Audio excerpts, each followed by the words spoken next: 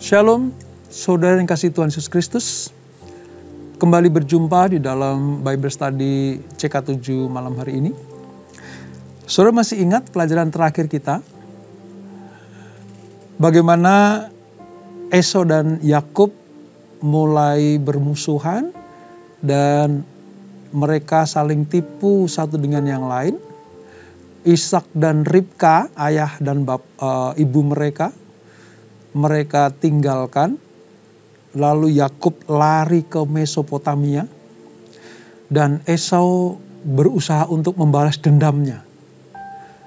Sehingga keluarga ini menjadi keluarga yang tercabik-cabik karena karakter-karakter mereka yang saling tipu satu dengan yang lain. Nah, hari ini kita akan melanjutkan pelajaran kita bagaimana Tuhan akan memperbaharui kehidupan Yakub. Karena yang akan jadi penyambung perjanjian antara Allah dengan Abraham adalah Yakub, saudara. Maka Allah sedang berurusan dengan Yakub. Nah, nanti kita akan belajar bagaimana Yakub mendapatkan mimpi di Betel. Namun sebelumnya mari kita hampiri Tuhan dengan pujian kita, dengan nyanyian penyembahan kita, supaya Dia mewahyukan sesuatu buat kita semuanya. Kami datang kepadamu ya Tuhan, merendahkan hati kami untuk menerima kehadiran-Mu di tengah-tengah kami umat-Mu yang memuji dan menyembah Engkau.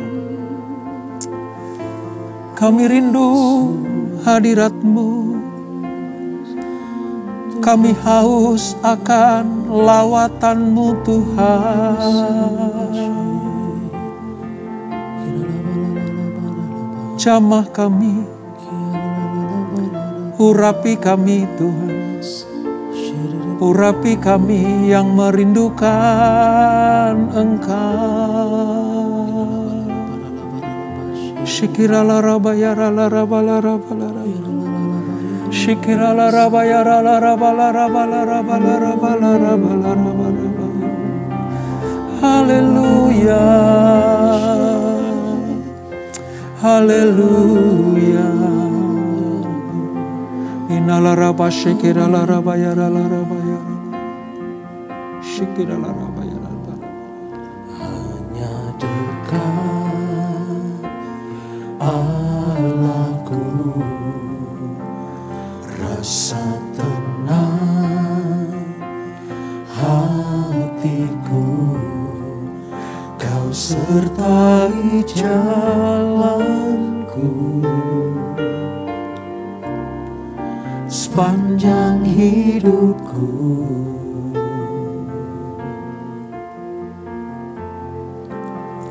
Hanya dekat padamu ada kekuatan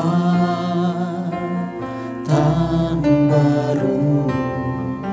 Kaulah perlindunganku,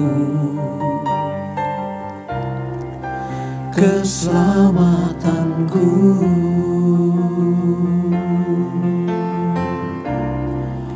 Ku ingin selalu bersekutu denganmu, menikmati hadiratmu. Biarkan Roh-Mu tinggal dalam hidupku.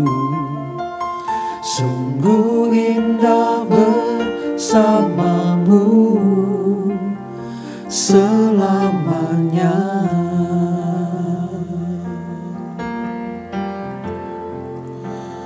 Hanya dekat Allahku,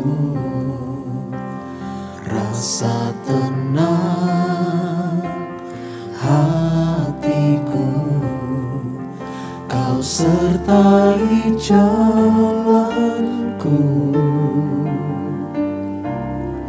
sepanjang hidupku. Amin Tuhan.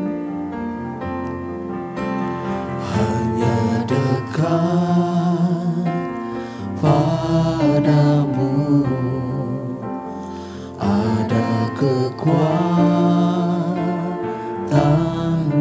baru. Kaulah perlindunganku, keselamatanku.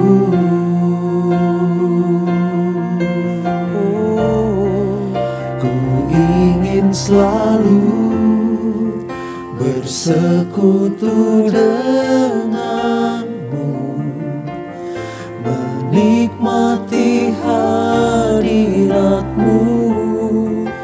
Biarkan rohmu tinggal dalam hidupku. Sungguh indah bersamamu.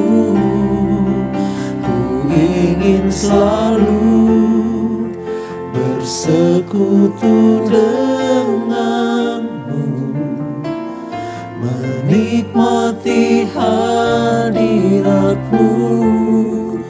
Biarkan rohmu tinggal dalam hidupku. Sungguh indah bersamamu. Ku ingin selalu bersekutu denganmu, menikmati hadiratmu. Biarkan rohmu tinggal dalam hidupku. Sungguh indah bersamamu. Ku ingin selalu, Ya Tuhan, bersekutu denganmu. ini kerinduan kami. Menikmati hadiratmu.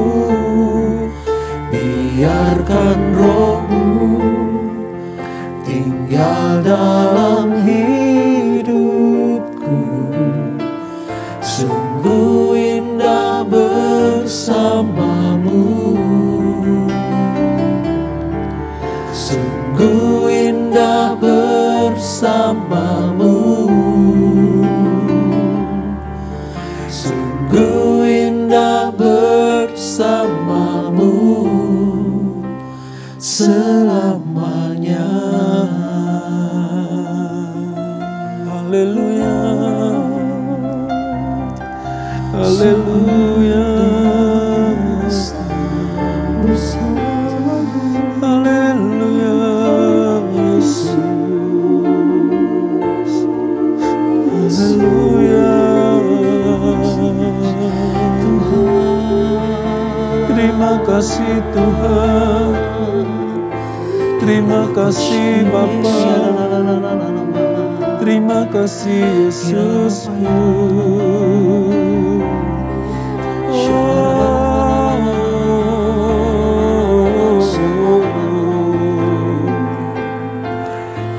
Hadirat-Mu Tuhan memenuhi kami. Lawatan-Mu Yesus mengurapi kami. Kebaikan-Mu Tuhan.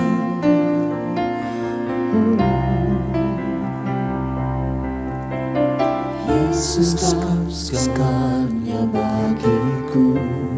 Amin Tuhan. Tak ada yang dapat menggantikanmu. Yesus kau kekasih jiwaku. Tak ada yang dapat memisahkanku dari kasih-Mu, dari kasih-Mu. Kau segalanya bagiku. Amin Tuhan. Kau segalanya di hidupku. Ku angkat tangan menyembah-Mu. Ku angkat suara memuji-Mu.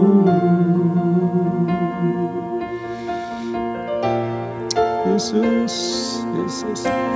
Yesus, Kau segalanya bagiku. Tak ada yang dapat menggantikanmu. Yesus, Kau kekasih jiwaku. Tak ada yang dapat memisahkanku dari kasih-Mu, dari kasih-Mu. Kau segalanya bagiku.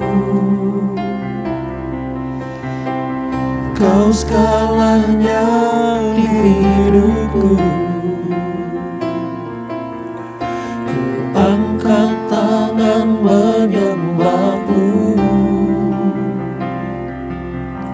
Ku angkat suara memuji-Mu. Kau segalanya bagiku. Kau segalanya di hidupku.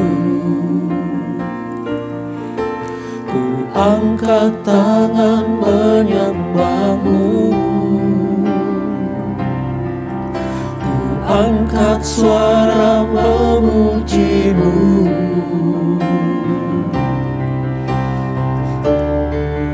Yes, Lord. Kau segalanya bagiku. Kau segalanya di hidupku. Ku angkat tangan menyembah-Mu. Ku angkat suara memuji-Mu. Angkat tangan menyembah-Mu. Ku angkat suara memuji-Mu. Ku angkat tangan menyembah-Mu. Ku angkat suara memuji-Mu.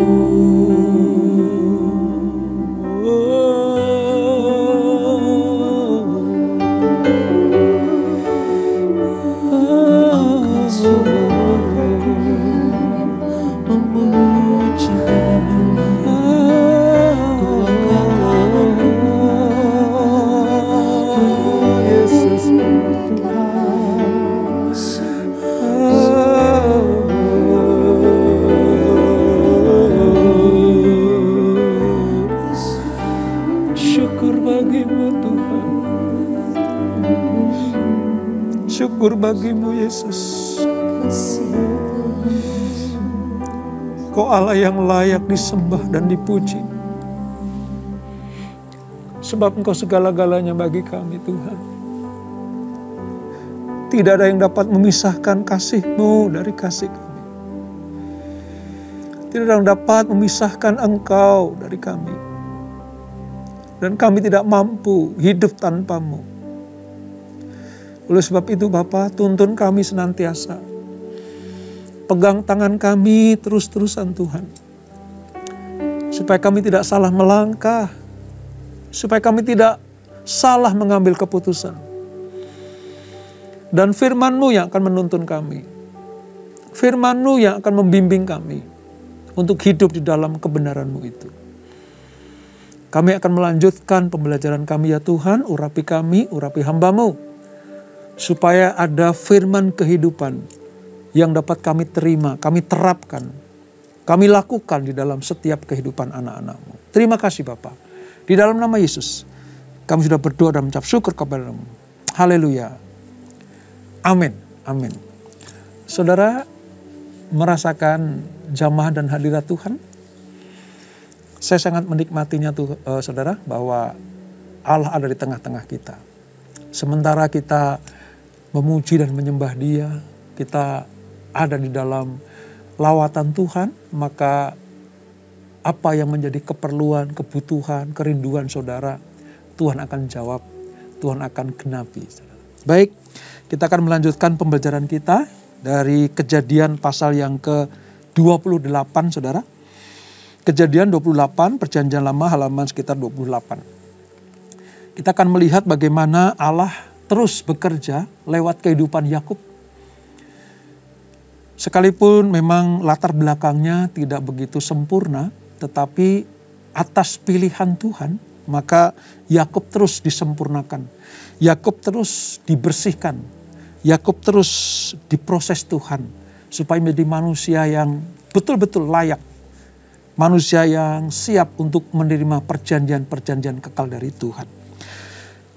Sebelum kita melihat bagaimana Yakub itu bermimpi di daerah Betel, saudara, kita akan sedikit melihat latar belakangnya mengapa sampai dia ada di Betel. Kejadian 28 ayat 1 sampai dengan ke-5 saya akan bacakan buat kita semuanya. Kemudian Ishak memanggil Yakub lalu memberkati dia, serta memesankan kepadanya katanya, janganlah mengambil istri dari perempuan Kanaan.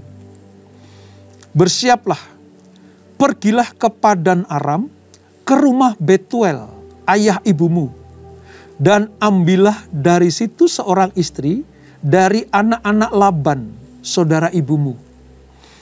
Moga-moga Allah yang Maha Kuasa memberkati engkau, membuat engkau beranak cucu dan membuat engkau menjadi banyak, sehingga engkau menjadi sekumpulan bangsa-bangsa. Moga-moga Ia memberikan kepadamu berkat yang untuk Abraham, kepadamu serta kepada keturunanmu, sehingga engkau memiliki negeri ini yang kau diami sebagai orang asing, yang telah diberikan Allah kepada Abraham. Demikianlah Ishak melepas Yakub, lalu berangkatlah Yakub ke Padan Aram, kepada Laban, anak Betuel, orang Aram itu, saudara Ribka, ibu Yakub dan Esau. Jadi pesan Ishak sebelum mati kepada Yakub adalah, ya dia akan meninggalkan rumah ayahnya untuk pergi ke Padan Aram, bertemu dengan Laban. Laban itu sebenarnya om atau pamannya Yakub dan Esau. Karena Laban ini saudara dari Ribka, ibu Yakub dan Esau. Lalu perintah yang sangat penting juga bahwa Yakub dilarang untuk menikah atau mencari istri atau orang Kanaan. Tidak boleh. Dia harus mencari istri di dalam kehidupan atau keluarga kerabatnya, yaitu kerabat atau anak-anak atau keluarga Laban. Nah, ketika Esau melihat bahwa Ishak telah memberkati Yakub, saudara, apa yang terjadi? Dengan sengaja, ya, itu Esau itu mencari orang Kanaan, saudara, mencari istri orang Kanaan. Ini sengaja apa? Menyakiti hati ayah ibunya. Jelas-jelas Ishak itu berharap anak-anaknya mendapatkan istri kerabatnya atau anak perjanjian gitu. Tapi dengan sengaja Esau menyakiti hati orang tuanya, mengambil perempuan-perempuan Kanaan itu. Demikianlah maka mulai menjadi-jadilah, ya, kekerasan hati, ketegaran hati, ketegar tengkukan Esau. Karena udah palang tanggung, hak keselungan aku udah gak ada. Ayah juga gak bisa memberikan sesuatu yang baik kepada aku. Berkat-berkat yang harusnya aku terima gak diucapkan oleh ayahku. Ibuku juga gak pernah mengasihi aku, lebih mengasihi adikku. Ya sudah, kepalang tanggung, sekalian aja aku akan rusak-rusakan, sekalian aja aku akan menyakiti hati ayah dan ibuku dengan cara mengambil perempuan Kanaan. Nah, ayat 9 dari pasal 28 ini, ia pergi ke Ismail, kepada Ismail. Jadi Esau pergi kepada Ismail dan mengambil Mahalat menjadi istrinya. Di samping kedua istrinya yang telah ada. Mahalat adalah anak Ismail, anak Abraham, adik Nebayot. Maka nanti kalau saudara dengar kata-kata Kedar dan Nebayot itu adalah keturunan Ismail. Di mana nanti Esau, ya, anak Ishak dan Ribka ini justru menjadi bagian dari orang Ismail karena mengambil istri orang Ismail. Disebut sebagai keluarga Nebayot. Nah, ketika hal itu dilihat oleh Ribka bersama dengan Ishak, mereka sangat sedih hatinya. Bagaimana anak-anak perjanjian, bagaimana saudara kembar ini, yang satu dengar-dengaran pada orang tua, yang satu lagi secara sengaja menyakiti hati ayah dan ibunya. Itu membuat kehidupan Ishak dan Ribka makin menjadi-jadi kesedihannya. Akibat apa sih saudara? Ini akibat dari atas tadi tuh. Dari pelajaran yang sedahulu. Bagaimana mereka tidak bisa menciptakan keluarga yang harmonis. Keluarga yang unity dan bersatu. Akhirnya tercerai-berai seperti ini. Belum lagi Yakub harus keluar. Mereka harus lari dari kakaknya Esau. Nah, di dalam pelarian itu saudara, tibalah Yakub di daerah yang namanya Betel. Ya, mari kita lihat Betel itu seperti apa. Ayat 10 saya akan bacakan nanti sampai dengan ayat 15 ya.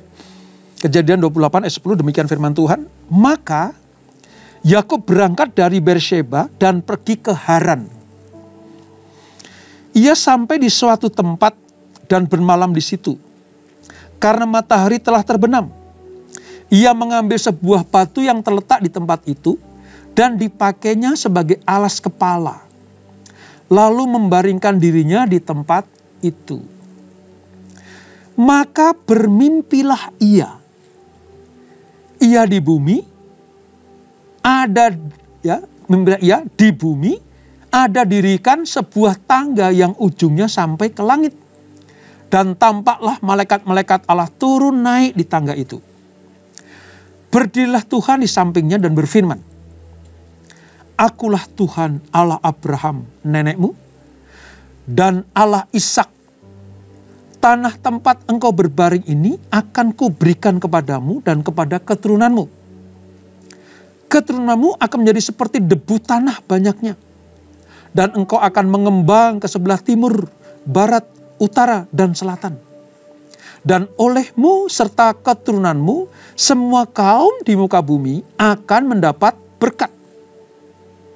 Sesungguhnya aku menyertai engkau, dan aku akan melindungi engkau, kemanapun engkau pergi, dan aku akan membawa engkau kembali ke negeri ini.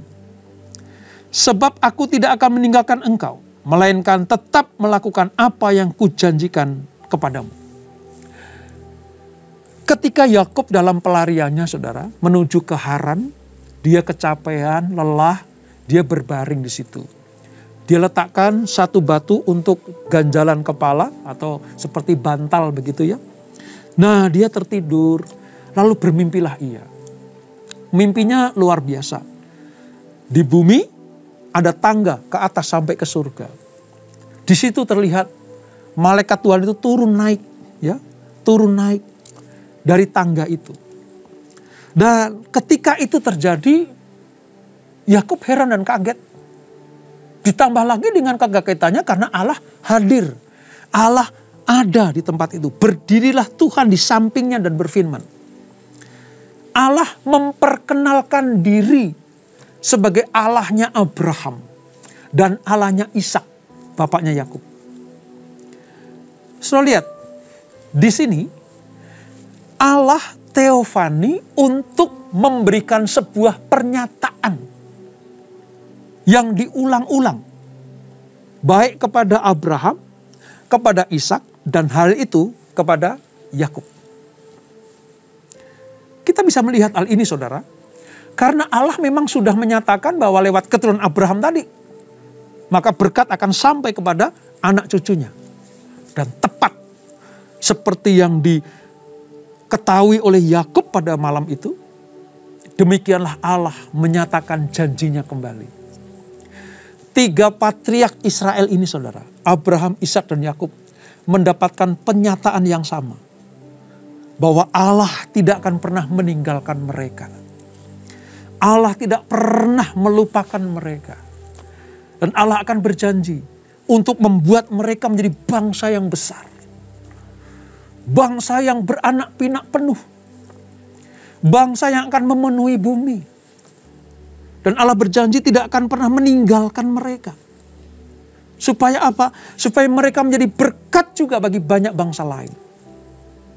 Luar biasa. Ketika Allah hadir di dalam mimpi Yakub itu, Dia menegaskan, akulah Allah Abraham, Allah Ishak, dan Allahmu sekarang ini. Atau Allah Yakub. Ini pelajaran yang sangat penting dan perlu kita ketahui, saudara. Saya nggak tahu di dalam kitab suci agama yang lain, apakah Allah menyatakan hal yang sama? Bahwa Dia adalah Allah si A, Allah si B, Allah si C. Apakah Allah memperkenalkan diri juga kepada kepercayaan-kepercayaan yang lain selain Allah yang benar yang menyatakan kepada Allah Abraham, Ishak, dan Yakub ini? Saya nggak tahu, saudara. Dan saya ragu kalau itu ada. Sebab Allah menyatakan dirinya itu hanya kepada bangsa pilihan, orang-orang pilihan. Bangsa yang betul-betul mendapatkan hak dari Tuhan untuk mengenal, untuk dekat, untuk bersatu dengan Dia. Inilah hak istimewa yang diterima oleh Abraham, Ishak, dan Yakub dan keturunannya. Dan kalau kita sebagai orang yang mengenal Allah yang benar, seperti Allahnya Abraham, Allahnya Ishak, Allahnya Yakub, kita harus percaya bahwa kita juga adalah bangsa pilihan Tuhan, orang-orang pilihan Tuhan yang berhak menerima janji seperti yang diterima Abraham, Ishak, dan Yakub. Sekali lagi, saya tidak ingin membawa kita supaya kita menjadi orang-orang Yahudi, orang-orang Israel. No. Ya, tidak seperti itu.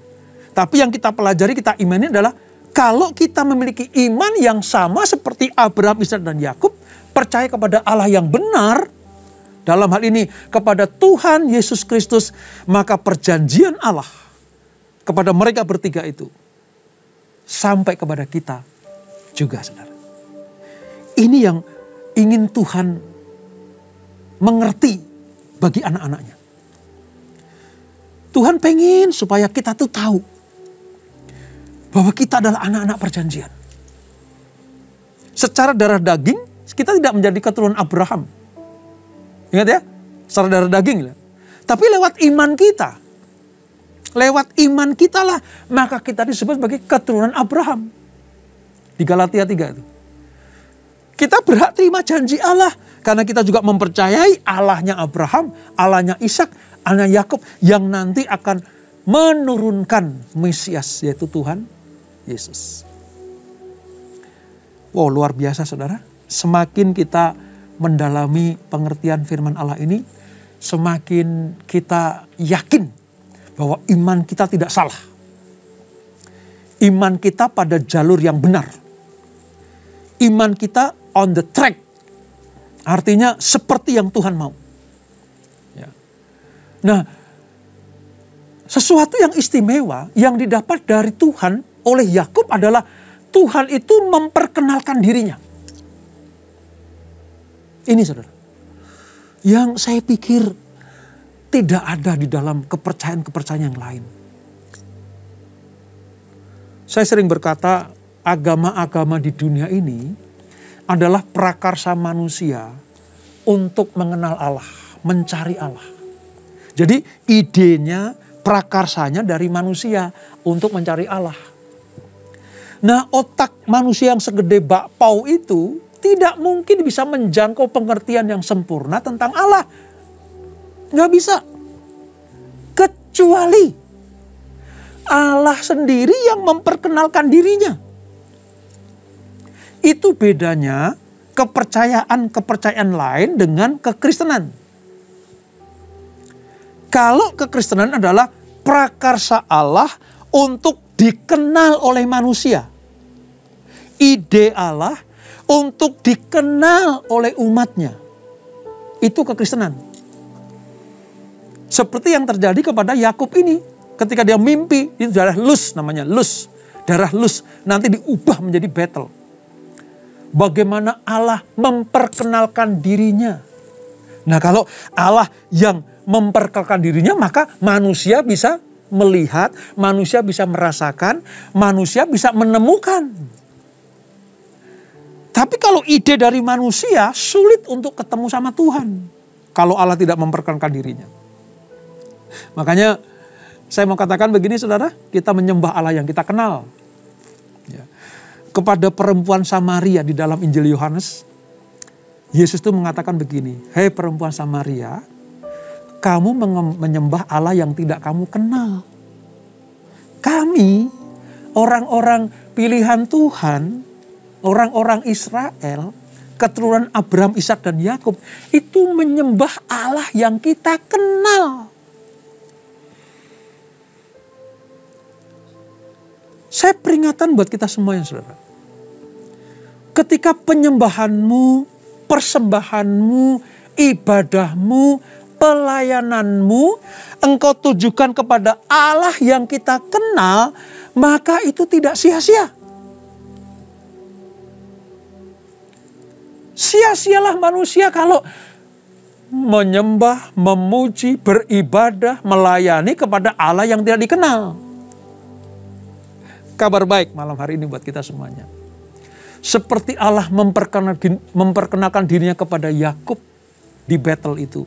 Demikianlah Allah memperkenalkan dirinya kepada kita semuanya lewat Tuhan Yesus Kristus. Lewat Tuhan Yesus Kristus maka kita bisa kenal Allah kita. Seperti para murid tanya kepada Yesus, Guru, tolong dong tunjukkan Bapa itu seperti apa. Kenalin dong kepada Bapa yang di surga. Yesus bilang begini kepada para muridnya, hah? Sudah sekian lama kamu bersama-sama dengan aku dan kamu tidak kenal Bapa? Kalau engkau melihat aku, engkau melihat Bapa. Ini artinya apa? Bapa memperkenalkan dirinya kepada para murid lewat Tuhan Yesus. Seperti kepada Yakub di Betel lewat mimpinya. Demikianlah kita bukan hanya bermimpi, tapi kita punya iman bahwa Yesus Kristuslah yang menjadi perantara kita. Seperti malaikat turun naik di tangga itu menjadi perantara supaya Yakub kenal Allah. Demikianlah kita mengenal Allah yang benar. Karena kita adalah orang-orang pilihan. Nah, sedikit tentang arti kata Betel, saudara. Ya, di ayat yang ke-19. Ia menamai tempat itu Betel. Dahulu nama kota itu Luz. Ayat 19 itu. Setelah mengalami hadirat Tuhan, mendapatkan penyataan dari Tuhan, Yakub menamai Luz sebagai Betel. Betel itu Bait El. Ya, Bait El. Bait itu rumah. Bait, nanti keluar kata bait. Ya, bait Allah itu kan ya. Bait El, jadi Bait El, baitnya Allah atau rumah Allah. Itu melambangkan apa? Bahwa setiap tempat di mana anak-anak perjanjian itu ada, maka Allah akan ada di situ, hadir terus. Kan menyatakan tadi, aku akan menyertai engkau. Gitu. Nah, penglihatan Yakub tentang tangga menggambarkan tentang apa, saudara? Tentang mediasi antara surga dan bumi lewat kehadiran Tuhan. Itu tangga. Dan saya mau katakan begini. Tangga rohani kita, mediator kita yang menyambungkan antara langit dan bumi. Orang-orang di bumi dengan surga sana adalah Tuhan Yesus Kristus. Kenapa seperti itu, saudara? Saya akan buktikan dengan apa? Dengan Yohanes 1 ayat 51. Kita baca ya, Yohanes 1 ayat 51. Demikian firman Tuhan, Yohanes 1 ayat 51. Lalu kata Yesus kepadanya, ini tentang murid-murid yang pertama yang itu dia. Lalu kata Yesus kepadanya, "Aku berkata kepadamu, sesungguhnya engkau akan melihat langit terbuka dan malaikat-malaikat Allah turun naik kepada anak manusia." Jelas ya? Peristiwa di Betel atau di Luz itu disempurnakan oleh kehadiran Yesus ketika dia berkata kepada para murid-muridnya bahwa murid-murid akan melihat, ya, langit terbuka dan malaikat akan turun naik kepada anak manusia. Artinya menjadi mediator akan pengenalan manusia kepada Yesus Kristus sebagai anak Bapa yang tunggal itu. Yohanes 3:16 mengatakan, karena begitu Allah mengasihi manusia, mengasihi dunia ini, diberikan anaknya yang tunggal, supaya barang siapa yang percaya kepadanya tidak binasa, melainkan boleh hidup yang kekal. Peristiwa di Betel, di rumah Allah itulah yang dialami oleh Yakub, lalu disempurnakan oleh kedatangan Yesus Kristus. Betel, rumah Allah, ya, baitnya Allah. Yesus Kristus adalah bait Allah itu sendiri yang turun ke dunia. Kalau dulu Yakub lah yang membuat mezbah itu. Sekarang mezbah Allah sendiri turun lewat Yesus Kristus. Siapa yang percaya dan tidak menolak Yesus, dia akan mendapatkan kehidupan yang kekal. Jadi sekarang saudara mengerti mengapa Yakub sekarang itu betul-betul merasakan mengandalkan Tuhan. Betul-betul gak pakai cara-cara yang lama lagi. Bukan lewat kelicikannya, bukan lewat tipu dayanya. Sekarang Yakub betul-betul ada di dalam kendali Tuhan. Dan hebatnya, Yakub menyerahkan hidupnya kepada Tuhan. Dulu si penipu, ya. Allah sedang persiapkan menjadi pribadi yang berbeda. Dulu tukang bohongin orang, licik kepada orang lain. Tapi Tuhan mau ubah Yakub menjadi manusia yang berbeda.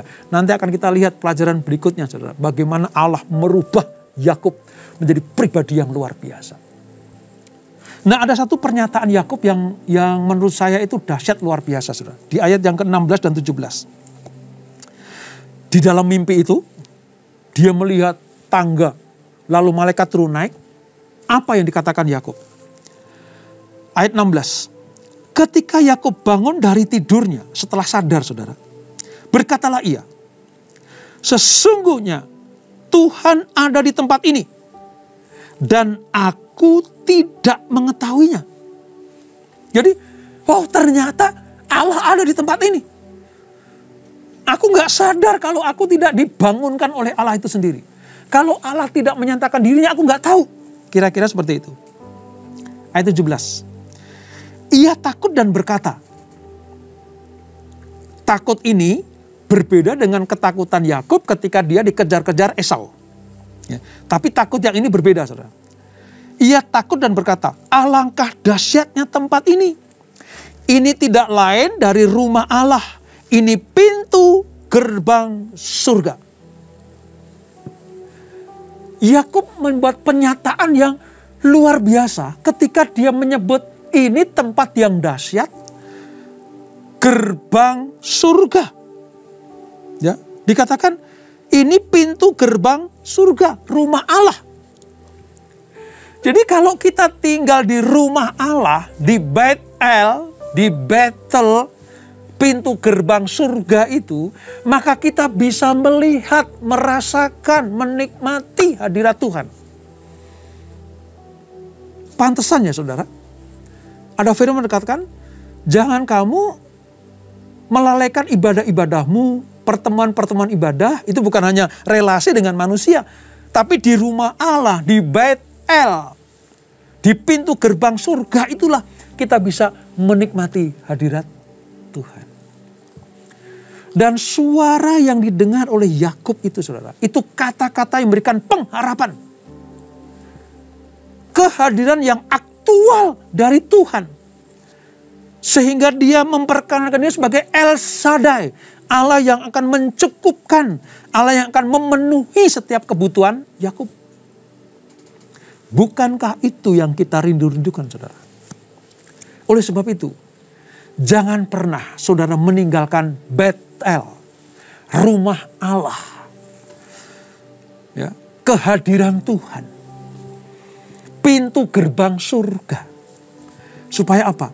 Supaya apa yang diberikan Allah kepada Yakub diberikan juga kepada saudara dan saya.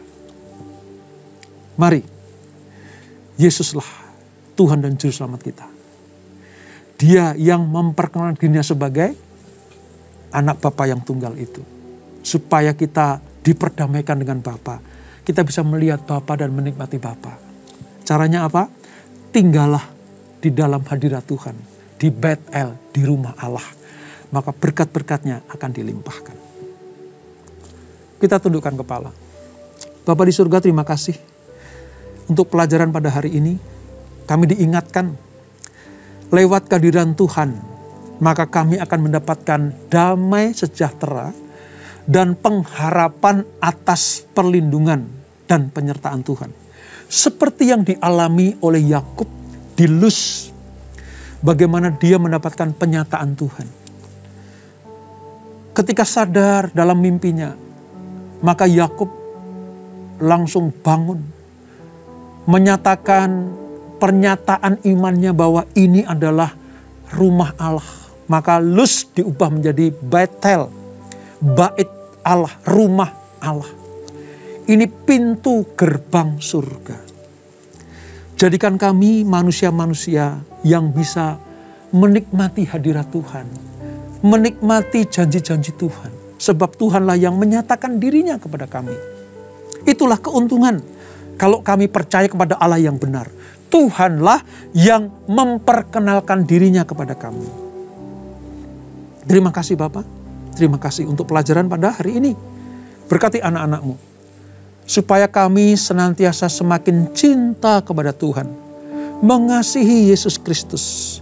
Hormat, tunduk, taat, setia kepada perintah-perintahnya.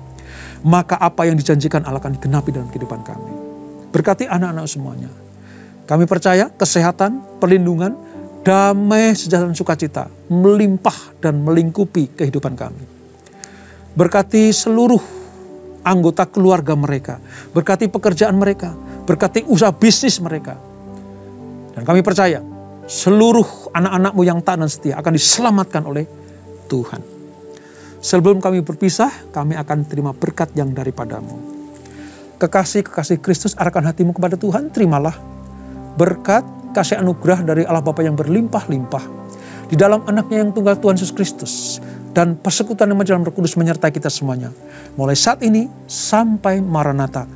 Tuhan Yesus datang kedua kali menjemput kita semuanya. Bertemu di awan-awan yang permai. Menikmati kehidupan kekal sampai selama-lamanya. Yang diberkati, sama-sama kita katakan, amin. Tuhan Yesus memberkati.